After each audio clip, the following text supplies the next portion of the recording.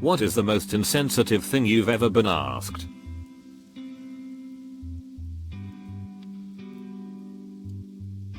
Soon after I got home from cremating my child, someone asked if the cremation left chunks of bone and, if so, did they grind that down? Thankfully I saw the humor in it. Largely because I could see his wife wanted to kill him. I worked as a waiter for a few years in high school. Elderly gentleman came up to me and asked, is it okay to be dealing with food with all that acne? Why did you give him the money? My manager's response to me telling her I got robbed at gunpoint in our store. They asked how my daughter was murdered. I said a knife. They then said, but I mean how? You found her, tell me how. What did she look like? Was she tortured? Got back from the bathroom at a restaurant. My mom asks in front of my family, do you go into the bathroom to throw up after you eat? I've only been conscious of what I eat after that. Edit, there appears to be some confusion. My bad. It does look like she's concerned. But she spent many years of my life telling me I'm too skinny, I don't eat enough, etc. I was borderline underweight for a long time because of an untreated thyroid condition. But since that incident, my mom has gaslighted me about the body shaming she used to encourage in me and people around me. I have a complex about going to the bathroom around mealtime now because I don't want people to think I have an ED when in reality, I just need to pee. I had a mandatory one-on-one meeting with my high school counselor about college prep, and the first thing he does when I walk in is scan me with his eyes and says, well, I guess we don't need to worry about filing your college athletics form now, do we? And put the form I came in there for to swim in college back in his desk. Edit, there appears to be some confusion. I'm a male and the counselor was implying I was scrawny. And ultimately I decided not to swim in college because the school I chose was D1 and feeds directly into the US Olympic swim team and I'm not that good, haha. I broke my back when I was a teenager and am paralyzed from the waist down. A girl from school asked me, are you planning on killing yourself? Me, what? No. Why would I kill myself? Oh, it's just, if I was in your situation. I struggled with trichotillomania as a kid. My mom tried all kinds of things to help me quit the habit. But since it wasn't the root problem, just a symptom of anxiety, most of her attempts made it worse instead of better. I remember one time when my cousins were over for lunch. We were all gathered around the table, enjoying our food and having pleasant conversation, when out of nowhere, my mom announced to everyone, have you noticed that YouTube Voodoo Bop has no eyelashes? She always pulls them out. Everyone turned to stare at me and one of my cousins said disgustedly, why would you do that? When I was 16 I got asked by some random guy at my aunt's house if I knew that I was prettier when I wasn't smiling. I've always been self-conscious of my teeth and he made it so much worse. I'm 28 now and still hate them but will at least smile in some pic too. Are you self-conscious about? Well, you can just guarantee that didn't play out very well. Especially in the long term. My dad to me. Did you get fat so I wouldn't molest you? Father-in-law asked me if my husband and I if we were eating okay while at college. My response was yeah. We're able to make ends meet and get groceries and even have a little money left over. His response was yeah. I can tell you've been eating plenty. Looks like you ate the whole damn grocery store. I was 5'4" and weighed 110 pounds. Why don't you just have a baby? Asked a day after I told her I had a miscarriage. When sitting my dad and stepmom down to tell them I had cancer. Are you sure? You're always overdramatic like your mother. She watched too many soap operas. Then the following months after treatment and a major surgery they told people I didn't have cancer and I faked it. They were there for the major surgery and the treatments. So I'd get asked by family, did you really fake cancer?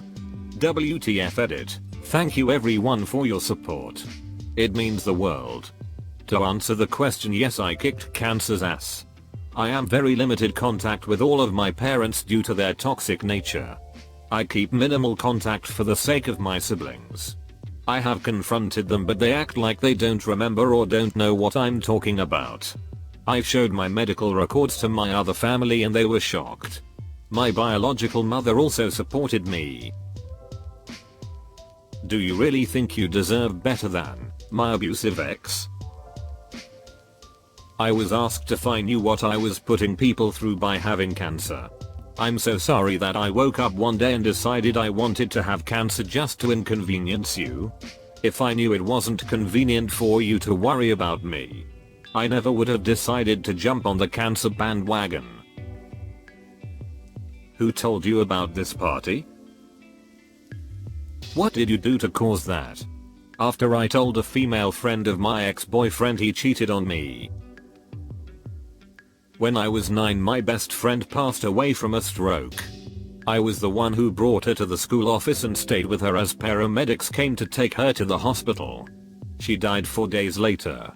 It was an extremely traumatizing experience and caused a lot of pain and mental health issues. I learned to cope by giving myself 2 days of the year devoted to thinking about her and letting myself feel my emotions fully. Those 2 days are her birthday and the day she died.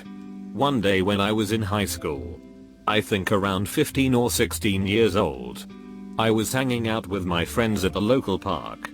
We were discussing what we were going to do the next day and I told them that it was the anniversary of her death and that I might not go to school that day. That's when one of my friends turned to me and said, "What are you gonna do, Mon?" And then she laughed like it was a joke. All I could say to that was, "Yeah, of course." That was the first time I noticed that my friends didn't respect me like they did each other. Now that your father is gone, you can have your own life. Are you going to have kids? Asked to me by an older cousin at my dad's wake. His body, a few feet away from us in a casket. No. I would much rather have my father alive than dead at 63 years old. Not asked to me but directed at me. Which makes the question worse. My mom once took me and my sister to the farmer's market. For this story it's important you know I'm half Mexican. But my mother is a very white American. This woman at one of the stalls stares at us while we walk towards them. They had something we had come specifically for. As we get to the table, she looks at my mom and at us and then whisper yells, "What are they?" Exclamation point. I was probably about 16 at the time. So I was especially pissed off that she couldn't even pose her question to me directly. My mom was upset but answered, "My husband is from Mexico." The woman then said, "Oh, so they're not adopted from somewhere?" I'm a spitting image of my mother. Except slightly tan. With darker hair. My mom again answered no.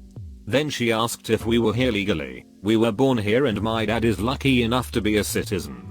Then she went on a tangent about some illegal lazy Mexican kids she fostered and how they're all the same. The entire time she talked as if we couldn't hear her. The entire experience was very dehumanizing. I'm glad that I've never seen her at that market again. A few of you were asking why my mom didn't fight that woman. It's simple. My mom is a teacher in a small town. News travels fast. She didn't want to lose her job. Why are your boobs so small? Like bruh. Are you going to make your sister's death a national holiday? This was because my sister died at 43. The first significant loss ever in my life. This was the 1-year anniversary of her death. And I knew it would be hard for me. So I requested the day off of work. This was a co-worker who could name all of the people she'd lost, so she bragged. Since her brother died at age 14. And she said she knew like 30 people who had died since then. I used to put up with her weird quirks. But from that day on I hated her. And didn't remain friendly with her. Why did you tell me and what did you do to make him do it? Asked by a family member after I told them about the abuse I suffered from my ex-husband.